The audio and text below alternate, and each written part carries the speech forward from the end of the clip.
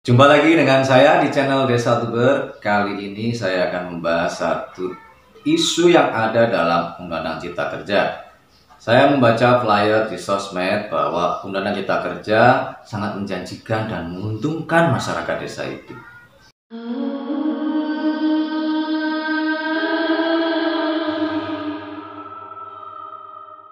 Ada sisi yang mendukung bahwa ini adalah satu norma hukum baru yang mengakui status Badan Hukum BUM Desa, atau saya singkat dengan status BH BUM Desa. Tetapi di sisi lain sebenarnya saya bisa melihat secara berlawanan, pengakuan status BH BUM Desa itu bukanlah hal yang baru. Tahun 2020 ini hanya semacam puncak dari gunung es. Tetapi kalau kawan-kawan lihat dalam sejarah hukum tahun 2004 sampai 2005, status BH BUM Desa itu sudah pernah dilakukan, tetapi hasilnya apa? BH BUM Desa hanya terbentuk sebagai satu lembaga keuangan saja yang mengurusi tentang simpan pinjam dan seterusnya. Tetapi akhir-akhir ini setelah tahun 2015 terjadi kerugian. Penelitian-penelitian yang kami lakukan baik itu di Jawa Timur, kaitan banyak sekali BUM Desa yang tanda petik menerima status BH BUM Desa sebagai lembaga simpan pinjam, perkreditan dan seterusnya, justru mengalami kerugian. Mengapa itu terjadi? Karena pada hakikatnya BUM Desa itu mengelola sumber daya yang ada di dekatnya, bukan soal uang maupun kekuasaan. Saksikan video ini sampai selesai. Saya menggunakan perspektif Otto von Kierkegaard tentang Genossenschaft. Genossenschaft ini berarti mengajarkan bahwa BUM Desa itu bagian dari satu kesatuan masyarakat hukum yang organik yang disebut dengan desa. Jadi di dalam desa itu ada kelompok-kelompok yang tidak terlepas satu sama lain dan menguatkan desa itu sendiri. Meskipun definisinya meskipun definisinya BUM Desa adalah BH yang bergerak dalam konteks demikian, maka dia sesungguhnya adalah BH yang dibentuk oleh desa. Sampai di sini saya mengajukan pendapat secara sosiologis hukum bahwa desa sendiri itu BH atau bukan. Menurut saya desa juga BH. Nah, desa itu konstruksinya juga badan hukum yang mampu mendirikan BUM Desa sebagai badan hukum. Ini kadang-kadang yang belum terpikirkan teman-teman ketika membahas Undang-Undang JK ini. Desa dapat mendirikan BUM Desa sebagai badan hukum itu dalam pengertiannya. Apakah desa juga badan hukum? Kan ini pertanyaannya seperti telur dengan ayam. Duluan mana? Ya dulu telur. Telur itu adalah desa itu sendiri. Dalam sejarah sosiologi hukum seperti yang dinyatakan Sultan Subroto, di masa lalu desa itu memang diakui sebagai badan hukum. Tetapi hati-hati, itu badan hukum yang sifatnya untuk melakukan misi-misi negara kolonial. Oleh karenanya kita harus bongkar ulang pemahaman kita bahwa desa sebagai kesatuan masyarakat hukum itu hadir dalam sejarah dan kenyataannya dipahami sebagai badan hukum sosial atau badan hukum organik. Dia berbeda dengan pemerintah yang memang dia representasi dari kedaulatan rakyat, yang dimana pemerintah itu melakukan kerja-kerja eksekutorial administratif. Tapi kalau desa itu sendiri, dia ada kewenangan lokal untuk mengatur, mengurus, dan bertanggung jawab terhadap apa yang dia lakukan secara total. Nah, ini misi dari Undang-Undang Desa, kewenangan hak asal usul dan kewenangan lokal skala desa menjadi basis badan hukumnya desa itu sendiri, dan dia mampu cakap itu mendirikan BUM Desa. Dengan demikian gerakan-gerakan ekonomi yang dilakukan itu masuk lagi ke dalam desa, keuntungannya juga manfaatnya, dan tidak serta-merta membicarakan BH BUM Desa itu dari kekuasaan negara di pusat, tapi malah melupakan desanya sendiri yang ada dalam dunia kehidupan sehari-hari. Ya, disinilah kawan-kawan ada aspek teoretisasi yang dapat Anda lihat di layar, bahwa aspek teori personalitas yang ada di BUM Desa itu personalitas kolektif atau Gesamtpersönlichkeit.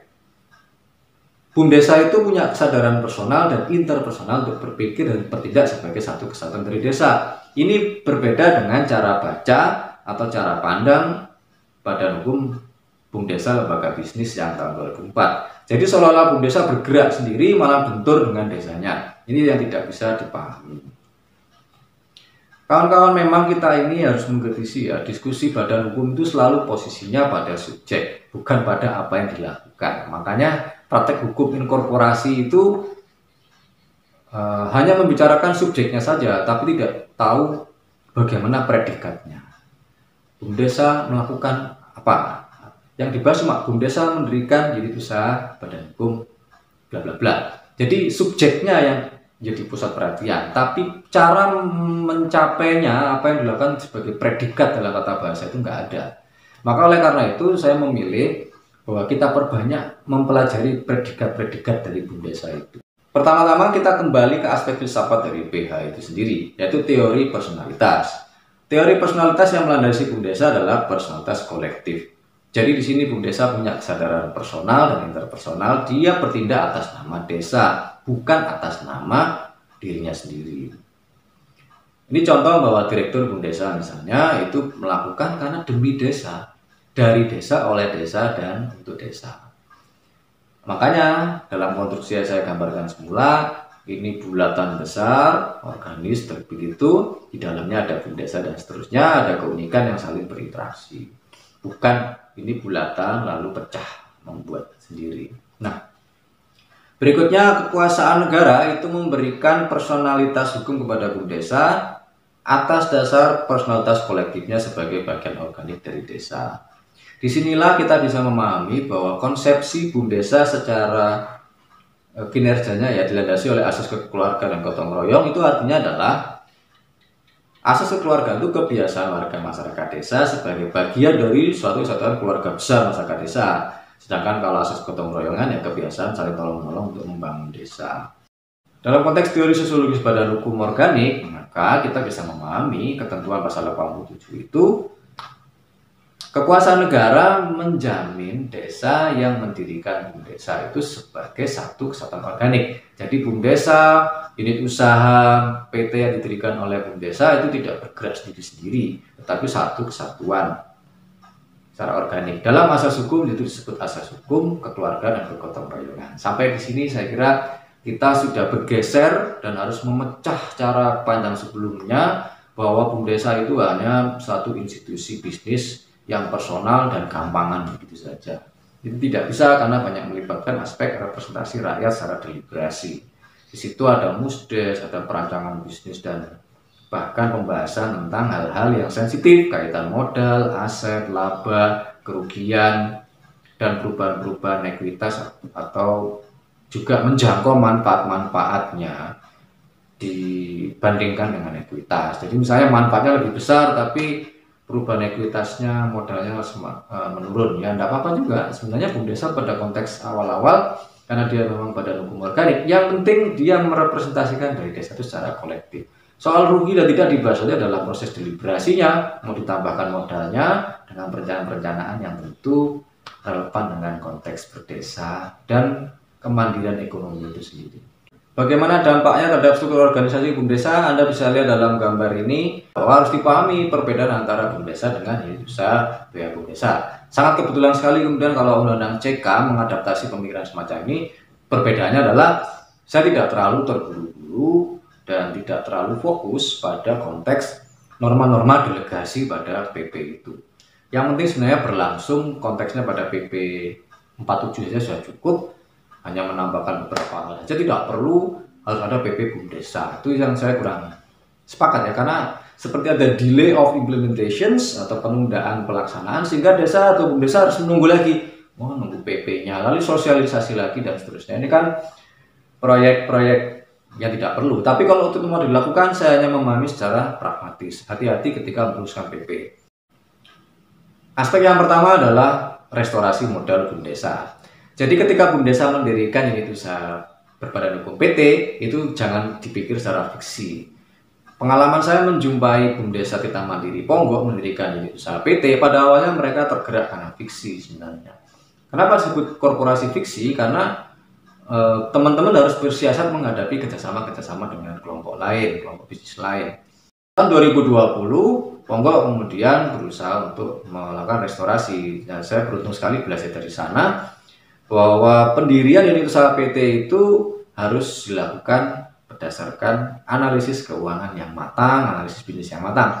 Maka saya terlibat di sana. Saya terima kasih kepada teman-teman bahwa BUMDesa mendirikan unit usaha PT itu tidak mudah untuk dilalui. Kita bekerja keras memetakan usaha-usaha yang dilakukan oleh BUMDesa, sehingga kemudian mana yang kelihatan prospektif, debatnya, ini manfaatnya bagaimana bagi warga, itu dulu baru ngomong keuangannya. Kita tidak debat soal keuntungan dulu, tapi berdebat tentang manfaatnya. Itu saya senang sekali di situ. Akhirnya terjadi perampingan-perampingan di dalam BUMDesa, disebut ada divisi usaha, sedangkan unit usahanya bergerak ke arah pengelolaan atau pengembangan dari usaha-usaha yang sudah dilakukan oleh BUMDesa. Untuk kaitan dengan unit usaha PT, itu harus dirancang betul-betul konsolidasi antara toko desa yang dikelola oleh BUMDesa dan penjualan-penjualan barang jasa yang ada di dalam restoran. Sebut aja misalnya, ini secara imajinatif ya, saya nggak mungkin buka strategi bisnis teman-teman di sana. Jadi misalnya ada toko poin. Toko poin itu toko-toko yang diorganisir oleh BUMDesa. Nah, toko-toko ini mengorganisir usaha-usaha warga di situ. Nah, bagaimana BUMDesa menjadi suppliernya, lalu kemudian unit usaha itu mengembangkan ada renovasi restoran dan punya standar yang lebih bisa melayani wisatawan dari luar negeri dan seterusnya. Ini contoh pola pengembangan. Tapi kalau untuk BUMDesa yang baru bergerak, cukup konsentrasi pada BUMDesa saja. Jangan terburu-buru untuk mendirikan unit usaha berbadan hukum privat. Nah, itu aspek modal juga menjadi penting untuk dibicarakan. Jadi aspek modalnya BUMDesa dengan unit usaha BUMDesa itu akan terpisah. Saran saya kalau BUMDesa mendirikan unit usaha berbadan hukum PT, paling tidak selama 3 tahun itu dilihat dulu laporan keuangannya, paling laporan laba rugi maupun neraca. Tapi saya agak keberatan ya kalau BUMDesa tiba-tiba yang terbentuk 1 tahun 2 tahun mendirikan unit usaha PT begitu saja, hanya demi melayani kerjasama bisnis dengan pihak lain. Ini yang sangat merugikan secara manfaat bagi desa itu, dan apalagi keuangan belum tentu untung. Jadi saran saya, pihak luar menghormati BUMDesa untuk kerjasama langsung saja. Contoh misalnya satu perusahaan yang sedang membangun lokasi usahanya di situ ya, lalu BUMDesa diajak kolaborasi dalam entah apa itu program-program CSR dan seterusnya. Kecil tapi bermakna.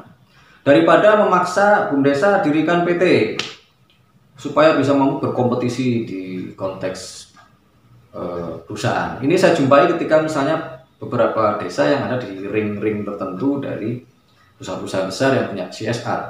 Saran saya tidak terlalu terburu-buru. Program yang mudah tetapi ringkas ya, misalnya menggerakkan kaum perempuan untuk menjahit, untuk memproduksi sayur yang organik, itu lebih bermakna. Jangan terburu-buru BUMDesa mendirikan usaha PT sedangkan uangnya tipis. Ketika dia mendirikan itu usaha PT dengan modal ratusan juta, ternyata BUMDesanya kosong, jadi BUMDesa hanya sebagai papan nama. Ini yang saya lihat dampak negatif ketika para pembaca peraturan ini tidak memahami kondisi fakta-fakta BUMDesa di lapangan. Aset berikutnya adalah aset desa yang dipisahkan dengan aset BUMDesa, kemudian dengan kaitan aset BUMDesa yang mendirikan usaha BUMDesa. Ini benar-benar harus melibatkan aspek laporan keuangan yang standar. Saya sudah sajikan di video sebelumnya tentang laporan keuangan, tapi saya coba akan terus melakukan eksplorasi atau elaborasi terhadap model-model laporan keuangan yang mampu menghubungkan antara BUMDesa dengan unit usaha BUMDesa. Jadi dalam konteks diskursus akuntansi, apapun yang dihasilkan oleh unit usaha PT yang didirikan oleh BUMDesa itu harus disepakati dalam RUPS. Hati-hati, ini RUPS di unit usaha PT-nya BUMDesa, bukan BUMDesa. Ini dua hal yang terpisah. Setelah RUPS itu menyajikan laporannya, maka hasil keuntungannya disepakati berapa persen, misalnya 40% atau berapa persen, diserahkan ke rekeningnya BUMDesa. Lalu BUMDesa mencatatnya dalam akun pendapatan, dan seterusnya pendapatan itu diukur dengan kinerja, dihitung lagi sampai dikurangi beban yang ada, munculnya laba. Dari laba itu setelah dikurangi hal-hal yang lain, dibagi 2, 60-40, misalnya 60% jadi laba ditahan, 40% setor pihak desa. Nah, aset-aset dalam pengertian barang, uang, dan itu sebaiknya diatur dalam permufakatannya. Konteks keluarga gotong royong itu maksudnya setiap RUPS dalam unit usaha BUMDesa sebaiknya mengundang juga beberapa orang dalam BUMDesa. Tapi yang di situ konteks struktur organisasi yang Anda bisa lihat ini, ada organ perseroannya dari unit usaha PT yang didirikan oleh BUMDESA. Ini pendiriannya harus melibatkan direktur BUMDESA. Jangan sampai misalnya praktek di notariat nanti yang dicatat itu hanya perorangan. Jadi misalnya Hendrik ya, Hendrik itu direktur BUMDESA, dicatat sebagai Hendrik saja. Sedangkan dia membawa nama besar BUMDESA dan modalnya sekaligus ya 100 juta. Ini nggak bisa seperti itu. Aset BUMDESA yang kemudian dialihkan menjadi asetnya unit usaha PT itu juga harus jelas. Ada dalam suatu berita acara musyawarah BUMDESA yang berlanjut ke RUPS yang dilakukan oleh unit usaha PT. Jadi ini konteks suasana yang akan berubah dan menurut saya tidak relevan ya untuk BUMDESA yang masih baru berdiri dan berjalan. Ini ketika untuk membahas BUMDESA sudah kompleks, jadi bukan soal maju dan tidak. Maju tidak itu sangat relatif, karena menuju kemandirian itu banyak kompleksitas yang dilalui. Baik kawan-kawan, itu yang bisa saya sajikan terlebih dahulu. Saran saya sebenarnya yang pertama, pahamilah perubahan Undang-Undang Desa dalam konteks Undang-Undang JK itu sebagai warning bagi kita semua, termasuk bagi saya sendiri, bahwa memahami BH BUMDESA itu ada praktek hukum inkorporasi yang harus kita cermati yang telah berjalan pada tahun 2004, 2005, tapi tidak begitu menguntungkan BUMDESA. Karena apa? Banyak yang belum tikar, diakui sebagai BH tapi dibatasi kaitannya hanya untuk keuangan atau lembaga bisnis. Tetapi kalau Undang-Undang JK yang mengubah Undang-Undang Desa ini juga harus kita kontrol. Jangan sampai proses krisis legitimasi yang menimpa Undang-Undang JK juga menimpa peraturan-peraturan lainnya. Bagaimana BUMDESA tidak ditekan dan tidak mengalami anomi ya. Jadi begini, idealnya BUMDESA itu diakui sebagai badan hukum, disadari keberadaannya sebagai entitas yang nyata, tetapi ternyata diperlakukan secara fiksi. Jadi seolah-olah dipandang, ini orang kota ini, orang punya uang, datang ke desa, BUMDESA sekarang dengan PT ya, nanti kita sama dengan saya karena saya nggak bisa dengan BUMDESA. Kalau seperti itu, maka Undang-Undang JK ini tidak menguntungkan sama sekali bagi masyarakat desa.